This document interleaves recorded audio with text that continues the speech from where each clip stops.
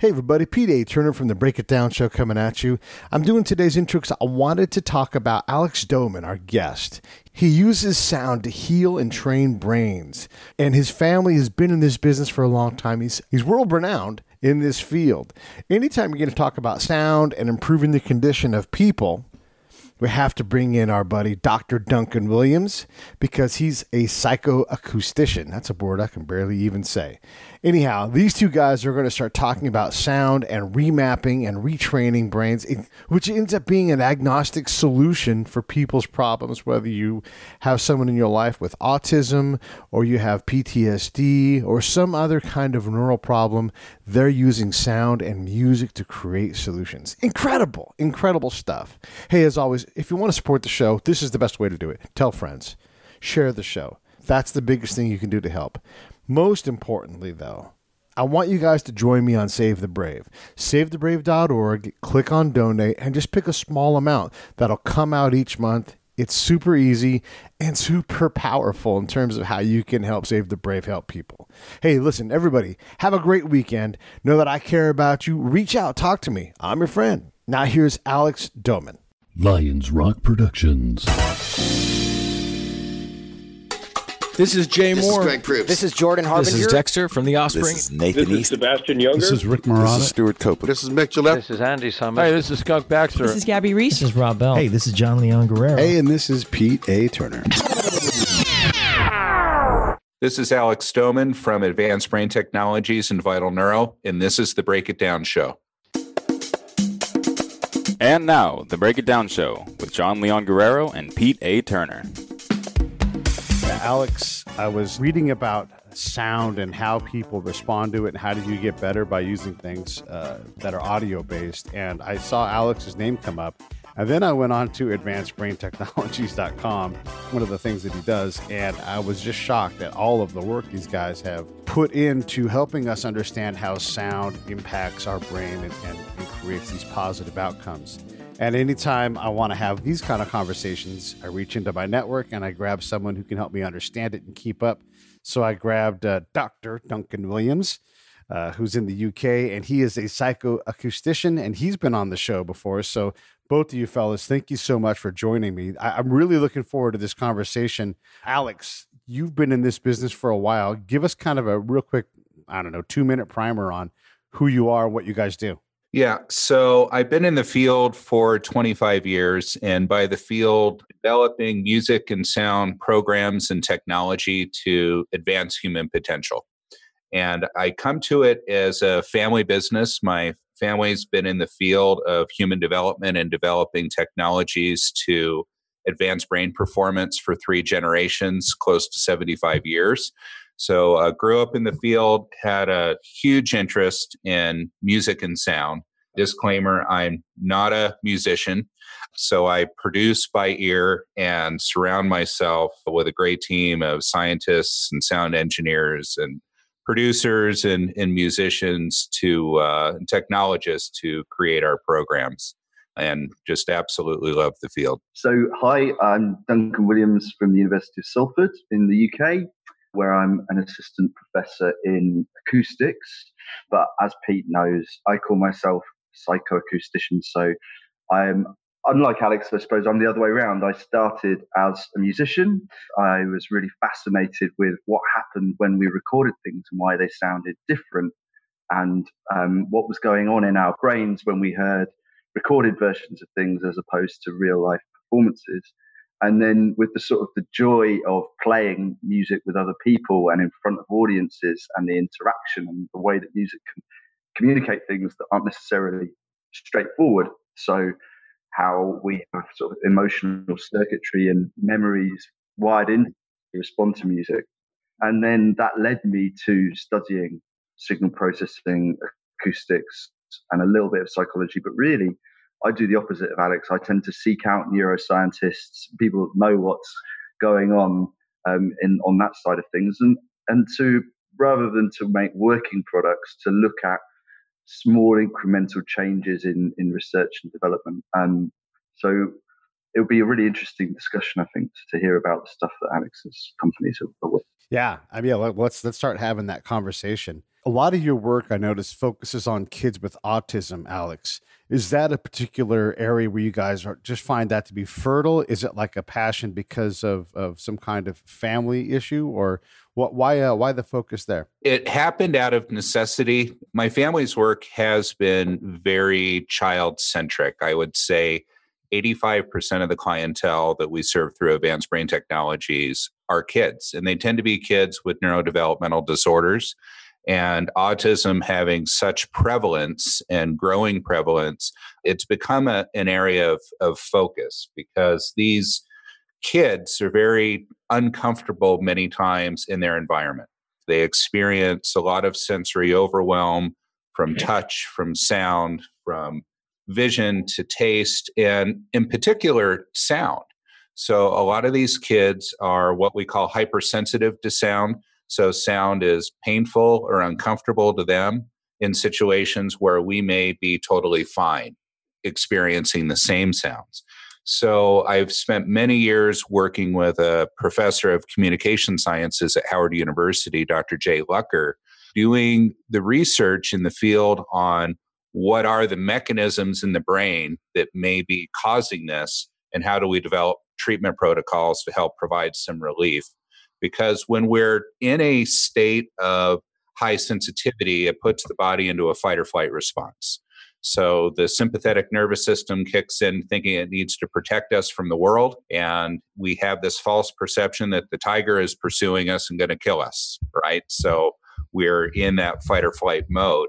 And what's really happening is the brain is perceiving a threat that's not there, and therefore putting these children into that situation.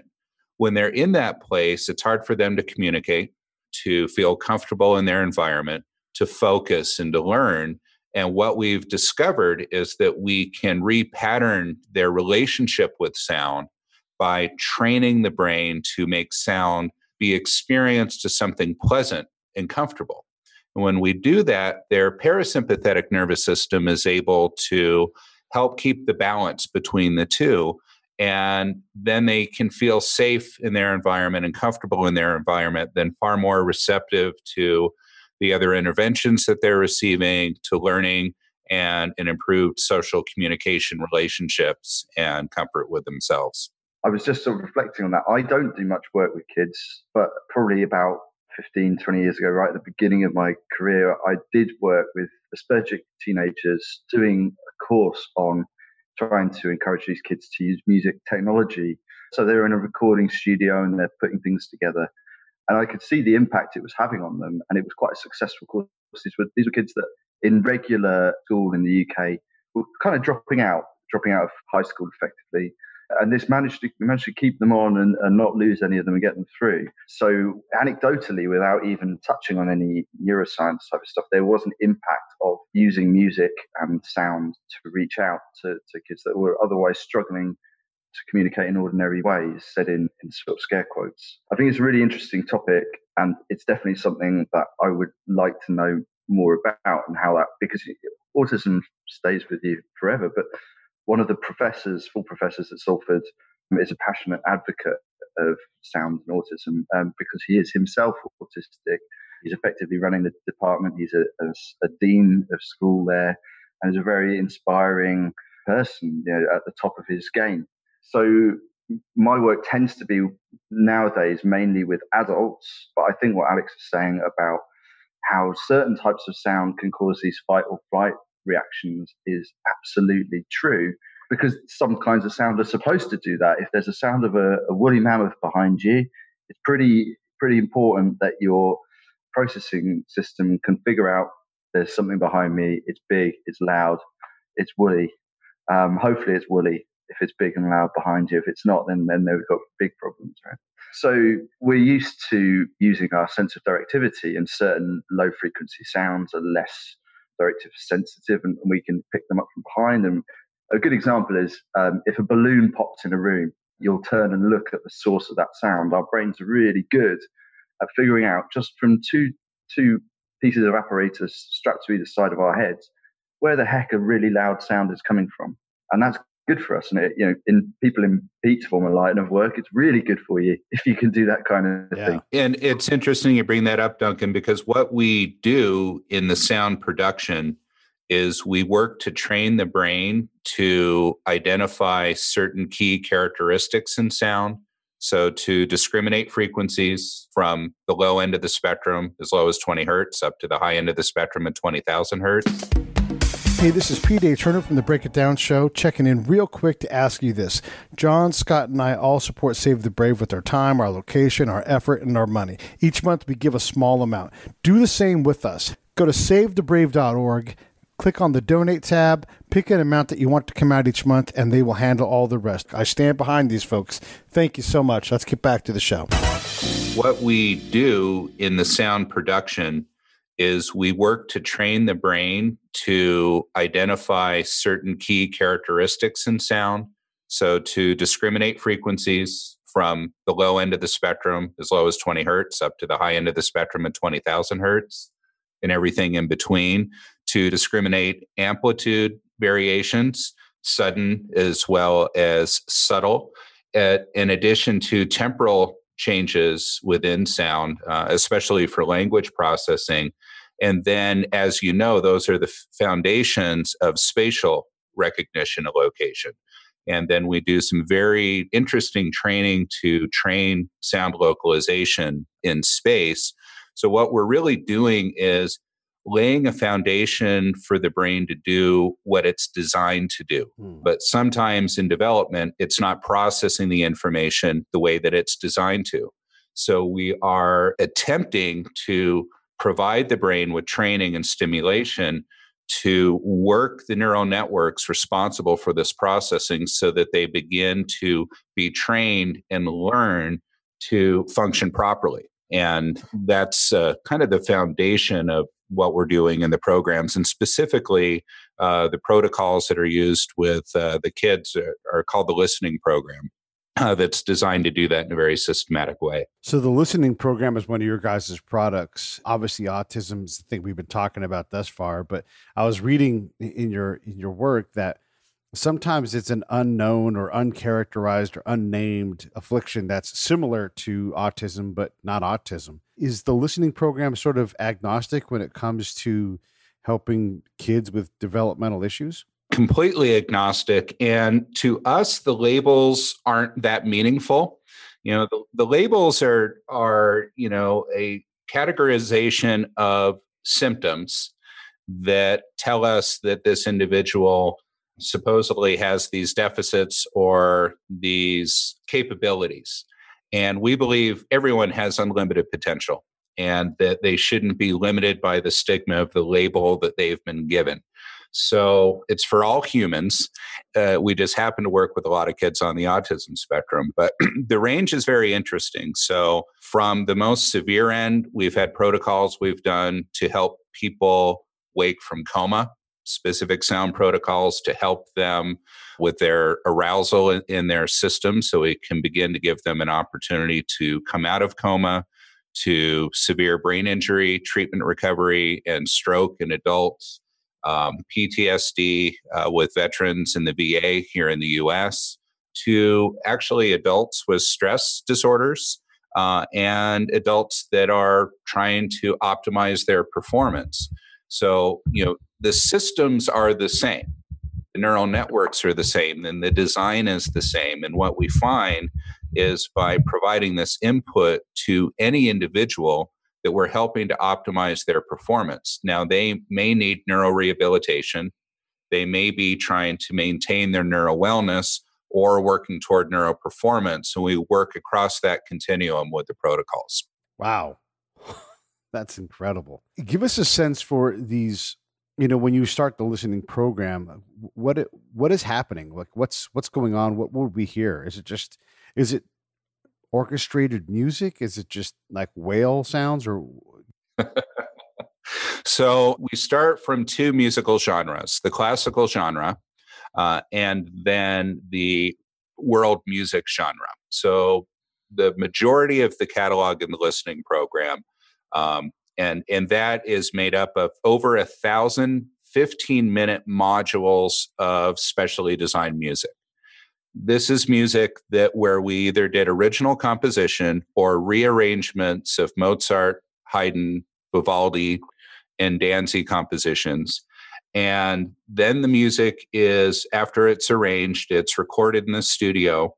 And we record our chamber ensemble named the Archangelos Chamber Ensemble with all of our musicians playing together. And it's generally our string quartet and then sometimes a woodwind quintet as well. And we record each musician in an isolated sound booth. So they're playing together. They can actually see each other in the studio, and they can mix the sound so that they can hear each other appropriately in addition to what we're doing in the control room. And then we're capturing the signal of each instrument individually. And the reason that we do that is in post-production in the recording, we're able to isolate each instrument, and then we do a mix for surround sound so that we can place the instruments in discrete locations. We can actually move the instruments in time and space in our digital signal processing software. And then what happens is the music is arranged into 15-minute modules. We've recorded different music compositions at different tempo. So at the start of a 15-minute module, let's say we're starting with some Mozart, we're going to start at a moderate tempo of music of about 50 to 70 beats per minute. A very simple arrangement, maybe one or two instruments playing, one in the left ear, one in the right. And then we'll begin to mix in other instruments gradually. So the brain starts processing on the left, processing on the right. We capture those two sounds and we can track them. Then we'll add an instrumental voice in front of the individual, and they'll begin tracking sound in front of them. And we'll begin to create a dialogue between these instruments of slowly moving them in time and space, so the brain begins tracking the location of them, discriminating the amplitude changes and the frequencies of those instruments. And then over the course of that first 5 minutes, which we're calling a warm-up, the complexity of the music increases and the tempo of the music begins to speed up. Then when we go to the middle 5 minutes, which we call training, we then implement a technology called audio bursting, where we're creating sudden amplitude changes in the music. And those are designed to begin to fire certain frequency bundles of neurons in the brain so that we get them excited and hyper-responsive and firing so that they begin to recognize these sound frequencies through training. And we do that for 5 minutes. Then we transition back. And at that point, I should mention the tempos are anywhere from 100 to 150 beats per minute. So it's much more engaging and dynamic. Then we begin to slow the tempos down. We stop the audio bursting. And then we begin to slowly fade out into that 50 to 70 beat per minute tempo at the end with more simplified sound. So we go from simple to complex to simple in a 15-minute period. And you are going through progressions of music initially with what we call full spectrum sound, which we call the blue zone, where you have the full range of sound frequencies present in the recording. And after we've trained in that for several weeks or a couple of weeks, we move into what we call the green zone, where we're training primarily low frequencies, the primary frequencies being below 1500 hertz that correspond more to body organization, position of body in space, low frequencies that tend to be grounding and very calming due to the large sound waves.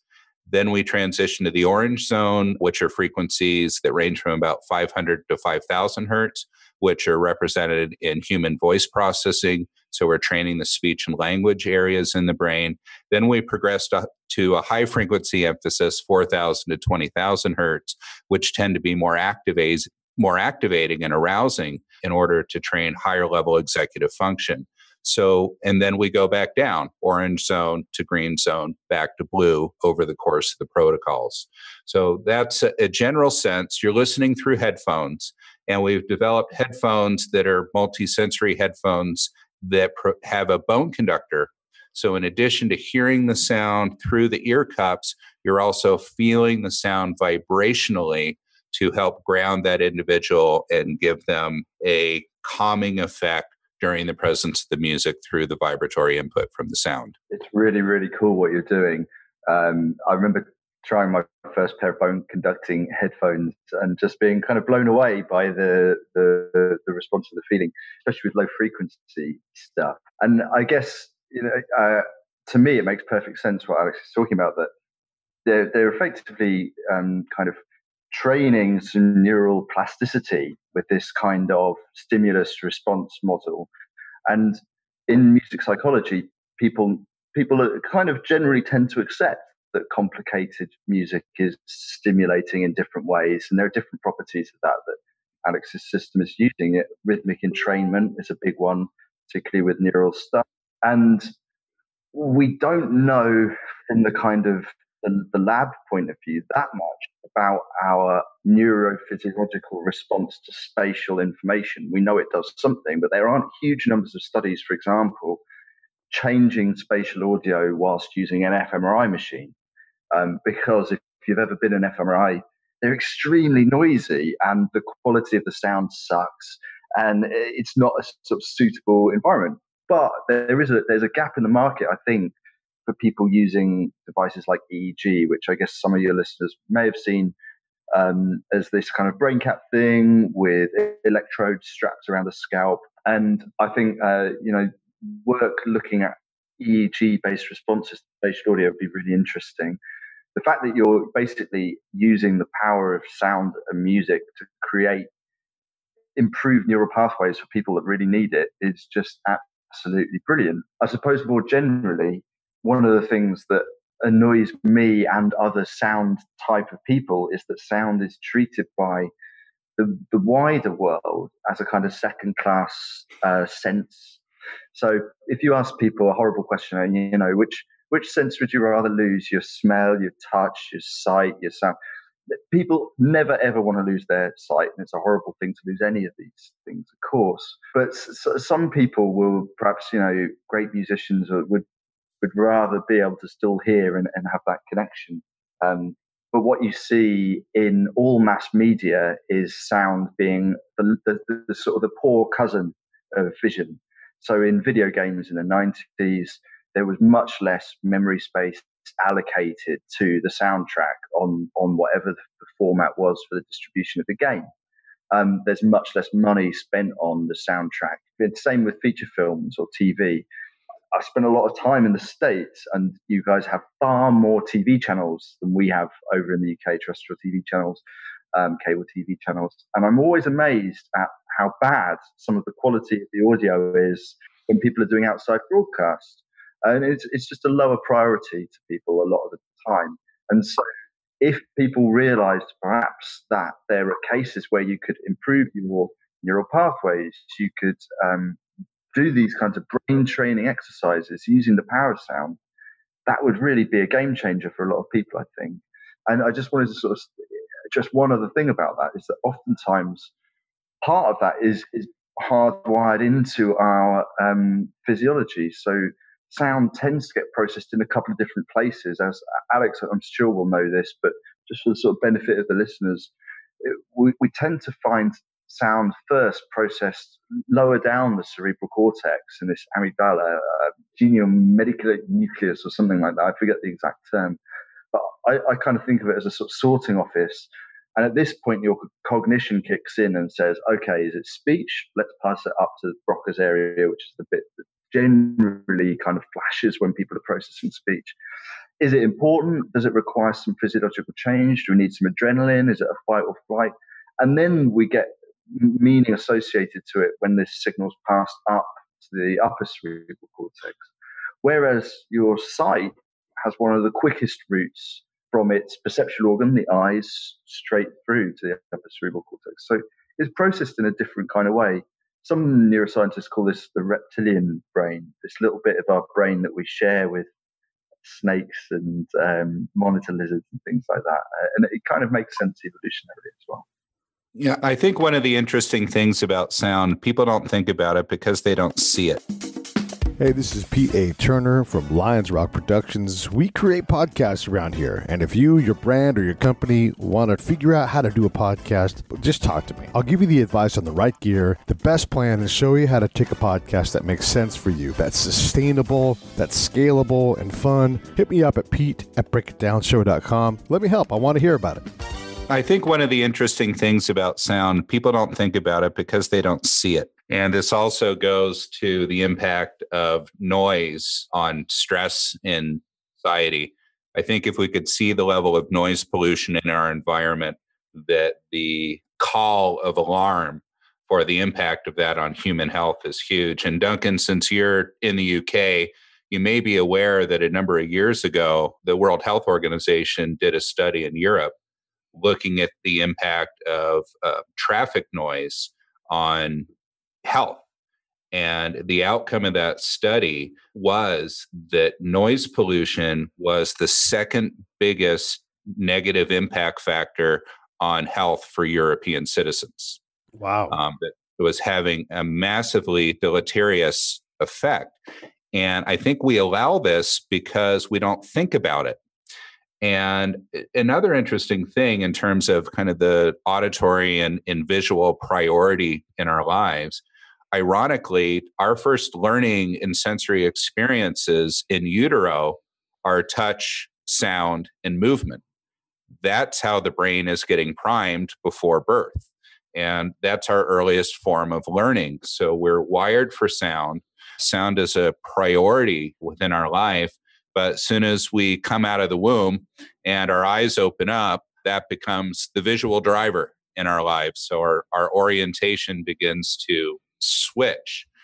And there has been such a disregard for quality sound. And we've seen this in the music industry, right? So we went from analog to digital recording. We moved from tape to vinyl to CD to audio codecs and low quality MP3 that can be, streamed at high capacity. And the brain is working feverishly to fill in the missing information in these audio codecs and make the sound make sense. So one of the things that's been very important to us is to focus on quality. So Duncan, we record at 24-bit 192. So we capture the highest quality audio image that we can using all the best, equipment and DSP systems as possible, even how we're running current in the studio, DC versus AC. So we have a very clean audio environment, and then do everything we can to preserve the integrity of that sound until we get it to the codec. And the listening program is delivered either on a preloaded media player or streamed through a streaming service. And even with the streaming service, we've optimized the codecs for the highest quality signal we can get based on whatever browser the people are listening through or audio system that they're listening through, because we do believe that sound quality is just so essential. So Alex, let me see if I understand what you're saying. In general, in our day-to-day lives and in utero, our ears are hearing things, and we know junk food is bad. We know that when our glasses are dirty, they need to be clean so we can see better. When we have a cold, our sense of smell and taste are impacted. It never occurred to me that this same thing was true for hearing. And I wear hearing aids from my time in combat. I've got tons of tinnitus, and the audiologist was explaining to me that my brain is trying to fill in the gaps, trying to solve puzzles, and that it's in effect overusing my brain, and it's having to draw in on other resources. And, ultimately it can lead to Parkinson's and other problems later in life. So being able to hear a clearer, cleaner sound, at a minimum, forget about therapy and programs to improve performance, but at a minimum, being able to reduce sound noise is vital to your long-term health. I had no idea about that. Yeah, absolutely. I write quite a bit about this in my book, Healing at the Speed of Sound. It's been a big focus of our work, educating the public of the impact of noise on our health. And if you begin to, do a PubMed search on noise and health, you'll begin finding all kinds of research out there that points to the issue that we currently have. and especially in early childhood development, keeping young children in healthy sound conditions. And, what are bad sound conditions? Yeah. There are conditions where the sound is too loud for too long. And there's this effect in which the louder the sound is, the shorter the duration we can be exposed to it. Because what's happening in the auditory system is, sound moves from the external ear to the middle ear into the inner ear. Then it's, sent from the brainstem up to the cortex through various networks. Then the cortex actually feeds signals back down for the ear to regulate and modulate the incoming sound. And in large part, that is a system of protection. In the middle ear, we have these 3 tiny bones and these 2 muscles called the stapedius and the tensor tympani. And those work in concert in order for us to perceive sound, especially to discriminate language. What happens is over a period of time when the auditory system is bombarded, the neural control of those muscles begins to lessen, and the ear cannot have the reflex in place to protect itself. So what happens is the sound starts flooding in with no gate. And as that sound floods in with no gate, that can begin to damage the delicate cells in the inner ear called the cochlea that are responsible to send the auditory signal up to the brain. And once those cells get damaged, they don't regenerate. And that's a lot of what happens in combat and why you have hearing loss, because you had constant bombardment of noise and certain frequencies in those cells died off. So then the brain can't receive those sounds. And that's one of the reasons you have the tinnitus, as you mentioned, because it's trying to fill in the gaps to what should be there. So our auditory environment is really crucial. And what's interesting is sound can also be the antidote. So we can use sound to help retrain that system, begin to fill in the gaps, and help improve the brain's processing of sound so it can better discriminate it. But that has to be done very judiciously. One of the big things I want to make sure the listeners of the show also take in is that one of the greatest impacts that I'm seeing in current generations on hearing loss is the use of in-ear earphones. So one of the challenges we have with the advent of earbuds, and then what subsequently happened, is that we are listening for longer durations of time because we have our music on a portable device. We have constant access. We've got these earbuds inserted in the auditory canal, which is not a natural form of hearing. And we tend to listen at louder levels in order to amplify the sound to help compete with the background noise in the environment. And over time, that is causing what we refer to as music-induced hearing loss. And more audiologists are seeing young patients as early as their 20s coming in with self-induced hearing loss due to extended periods of time at loud volumes. Wow. Music listening. That's crazy to think about that. Let's talk a little bit about the positive side of things, since we just have everybody yank their earbuds out of their ears as I sit here with the earbuds on. Let's talk about what can be done as adults, like, for our kids. When we're, it used to be like in the 90s, they're like, if you play classical music for your kid, they've got a better chance of being a genius and all that stuff. But what can we do for our kids now? And more importantly, what can we do for ourselves? I mean, what adult parent isn't working at capacity and stressed out all the time? How can we leverage what you guys do to improve that condition? Yeah. So, we've created a whole range of products to fit in different areas of your life to do exactly that.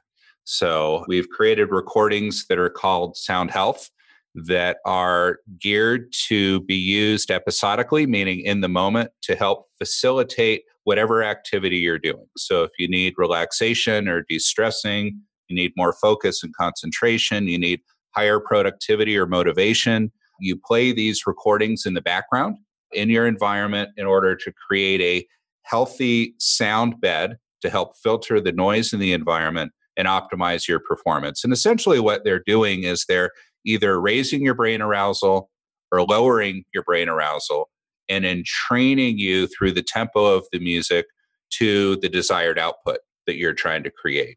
We've created a line called Music for Babies that are designed to lay the foundation of auditory processing at a very early age. So music for sleep, for nap and calming, for playtime, and to activate mood. And then, of course, there's the listening program, which is the deeper training protocol that you do over time to, optimize your brain performance. And the result is we begin to discriminate sound better, we filter out noise better, and enjoy a higher quality of life. All of the protocols are very enjoyable. They're very accessible.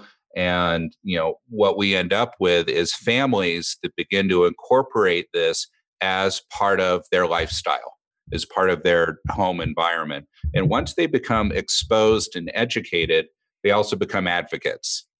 There's a bit of a yin and a yang there, which is say, okay, sound is powerful and it can be powerfully good or powerfully bad, a bit like something out of Star Wars, the Force. But I mean, there are lots of things to sort of unpick there. And actually, I do remember the World Health Organization study that Alex mentioned. One of the other ones that I often cite in the UK, the government think that traffic noise costs the economy £8 billion a year, which is about $8 billion at the current exchange rate. It's still quite a lot for a small country. And so why is that costing us money? Why is noise costing money? And it's because people get distracted, they can't sleep very well, they're less productive, and so on.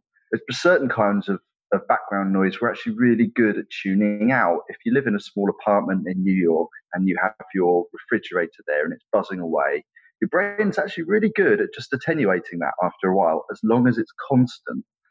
And my sympathies about your tinnitus, Pete, because Alex's description of how your inner ear gets damaged is absolutely spot on. And also with gun sounds, the muscles don't have time to tighten up and protect you from the impact of the sound pressure level. Again, these earbuds, really, your listeners do need to think about them. The problem is with acoustics, if you double the distance from the sound source, you half the volume.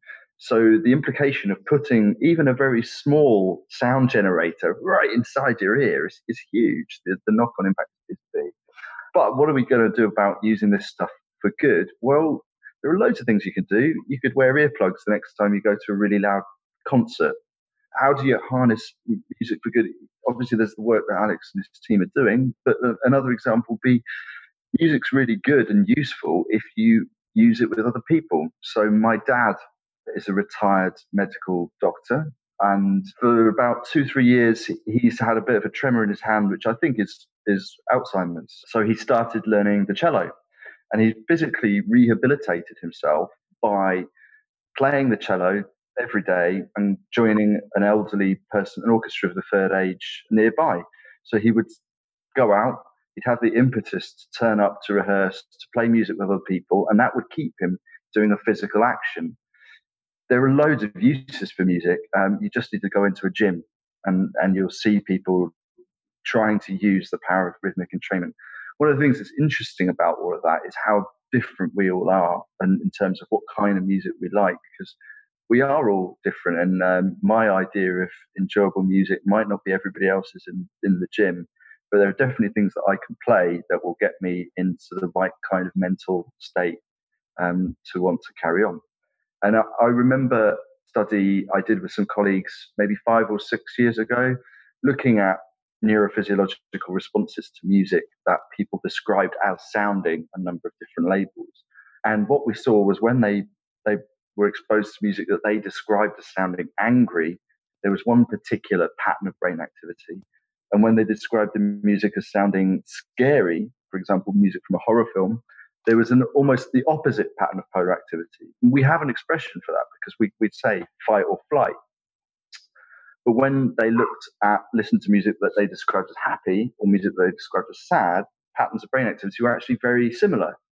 And that was a bit strange because happy and sad seem so disparate. But we also have an expression for that, at least in the UK, which is I didn't know whether to laugh or cry. And my theory was that these listeners, first of all, lots of people like listening to sad sounding music. Otherwise, Radiohead wouldn't have sold millions of records. Right. And second of all, I think that actually the sad sounding music, the descriptors were wrong that people were giving. But really what they meant was it was enjoyable. So whether it was sad and enjoyable or happy and enjoyable, didn't really matter. It was still triggering these same kinds of responses. So what can you do about it? Well, you can be a bit more mindful of it. You can engage with it either locally or by yourself or with other people, and try to find out what makes you tick in terms of your responses to the things that you like. And that's a great thing. No one ever says, I don't like music. They just might not like heavy metal or country and western or rap or whatever it is. And that's fine. You know, it'd be boring if we were all the same. Yeah. So, Alex, let me ask you about that. Like some of the things that Duncan said, it seems that classical music is the thing that we all think of as being good for our brains and good for our kids. But how important is genre? I mean, you know, I know Duncan likes a heavier form of music than maybe like John, who's another co-host on the show, who likes more of a funk groove, and I like more of a new wave thing, and country is out there. What are your thoughts on genre and the importance of it? And I know, like I saw from reading some of your stuff, you guys do pay attention to literate music and things that have written in the past. Talk about genre. I have all genres on my playlists. Everything from Bach to Tool. Yeah.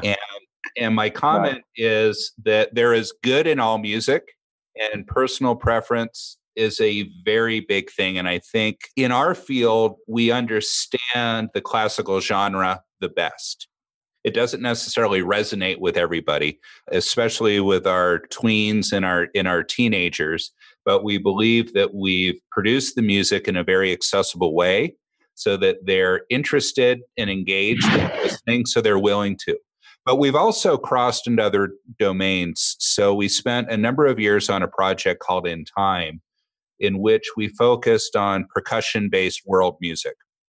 Used over 100 different instruments in the recordings, all percussion-based, and then some melodic instruments as well, piano being percussion, but also used melodically, harp, triango, guitars, and so on. So we've been able to access people at a more primal level through the beat of percussion, which has been very, very powerful. But we also do other kind of more contemporary instrumental music for our company, Vital Neuro, where we've developed an EEG wireless headphone that then is using specific music in a neurofeedback paradigm in order to reduce stress and improve focus and productivity. We're starting to work with recording artists and teaching them some of our techniques in order to entrain the brain to different states so that we can provide a variety of musical genres in order to derive the same benefits. So our foundation starts in classical, and then we begin to extract what we've learned about the features of that genre across others. Duncan, I wanted to throw a question at you. As we get better at understanding genetics and individualized medicine, what's the field say about audio and our own proclivity? You know, maybe it is genre, maybe it's something else. Maybe, you know, my body is, my genetics desire a more, I don't know, bass-centric kind of music. What's the industry starting to see and study? Well, so my perspective on that is that the big thing that you're going to see come very soon is derived from a field that's called object-based audio.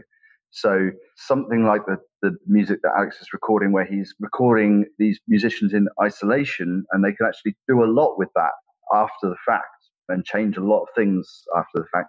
You're going to see this happen more and more often, where audio is sent as a package that is then individually adapted to the receiver at the other end.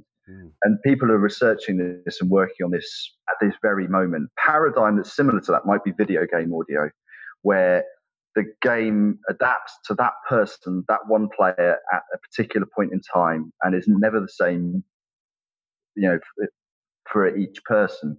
And that's really powerful. One of the tools that Alex briefly mentioned, there was this neurofeedback idea. So the idea of taking a person's bodily responses and then adapting the stimulus until you get the desired bodily response from them. As always, there are probably some negative views on that too. I mean, if you were that way inclined, you could probably make the perfect torture mechanism if the sound got worse and worse. So there are lots of ethical implications when you're designing those kinds of systems, and a bit like the ethical implications of designing AI or machine learning inspired solutions to things. I approve, by the way, of starting from classical music because certainly in the West, all of our ears, it's so sort of entrenched in our culture and the way that we learn about music. And everyone that has written music since those great composers has somehow had that put into their DNA. There's a great musicologist called Howard Goodall, who's a composer. He did a series on the Beatles. And what he did was he looked at how the influence of the classical composers had worked its way into this rock and roll infused band.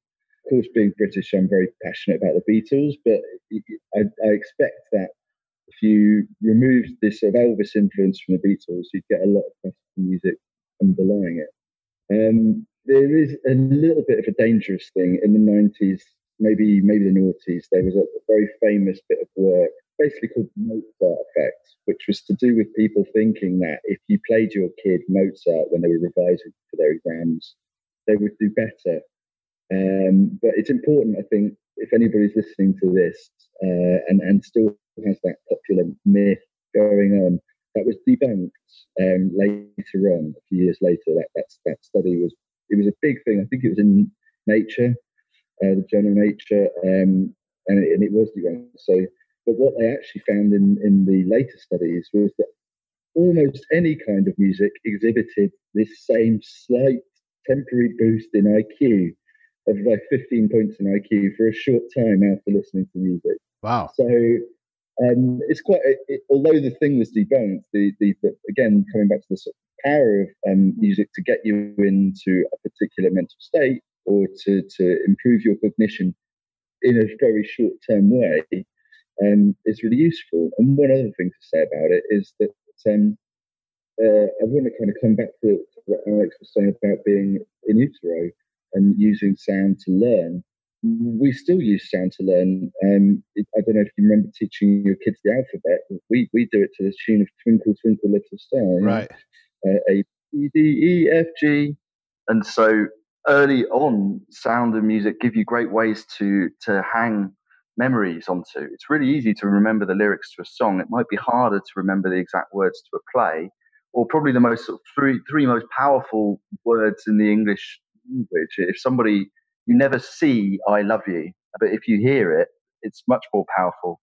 Yeah, that's true. Hey, Alex, I want to make sure we wrap up and do our best to support what you guys are doing. So someone who's interested in finding out more, where do they go and what do you recommend they look at in terms of products? So our two websites, advancedbrain.com, and then you can find Advanced Brain across all social media platforms. But if you go to Advanced Brain, you can look at the products and the research and just contact us, and we're very happy to help. And in the future, visiting vitalneuro.com, which is our EEG-driven sound-based training that will be in the market next year, and you can also find Vital Neuro across all social channels. Nice. Yeah, everybody go check this out. By the way, this is not in any way an ad. I find what Alex does fascinating, and the fact that Duncan is on the other end of it with the education side, just killing it and learning about these things. These audio solutions seem to be, I don't know, I mean, whether you have ALS or you just want to perform better, there seems to be some kind of audio elixir to help you improve the performance that you get out of your day-to-day life. And I just think that stuff's so cool. And as a guy that listens to stuff all the time, I'm going to continue to do my best to keep earbuds out of my ears, but also work on trying to get my acoustic brain in the gym and get that thing healthier and stronger. And I'm for sure going to lean on Alex's products and get over to Advanced Brain and continue to read. There are so many journal articles. It's super impressive what you guys are doing. And I think the world of it. And thank you so much for helping all of us out here in humanity. And thank you, Duncan, for coming on and sharing time with me.